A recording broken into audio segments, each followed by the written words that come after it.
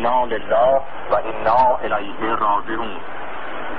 به اطلاع مسلمانان غیور سراسر جهان میرسانم مؤلف کتاب آیات شیطانی که علیه اسلام و پیامبر و قرآن تنظیم و چاپ و منتشر شده است، همچنین ناشرین مطلع از محتوای آن محکوم به اعدام می باشند.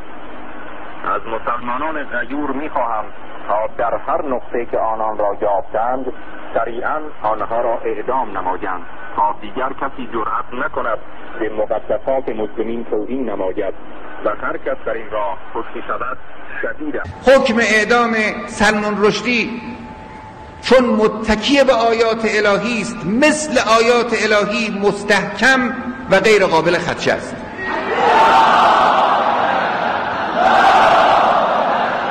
حکم اعدام سلمان رشدی که با اقبال و تصدیق و شوق وافر ملت اسلامی در همه جا مواجه شد، کار رو دگرگون کرد.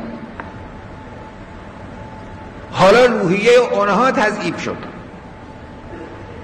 حالا طرفداران اونها باید دیگه از خودشون دفاع کنن در طول این مدت. این فتوا به ما مسلمانان هویت بخشید، یعنی توی غربی که به مقدسترین اعتقادات ما اهانت میکنن، برخاستن یک مردی که دفاع بکنه از اعتقادات 1 میلیارد مسلمان به ما شخصیتی داد که ما الان با جرأت میتونیم بگیم مسلمان. ما فرمودن که این مرتد قتلش واجبه و حتی توبهش هم پذیرفته نیست. بنا به فرمایش علی بن ابی طالب علیه السلام چشم فتنه را در آوردن. امام فرمودن در مورد خوارج، فرمودن که چشم فتنه رو من در آوردن. فتوای حضرت امام آب گوارایی بود. وقتی مسلمین با او روبرو شدن همه او را از جان و دل پذیرفتند. شما در دنیای اسلام محبوبتر از فتوای حضرت امام فتوای گیر نمیارید.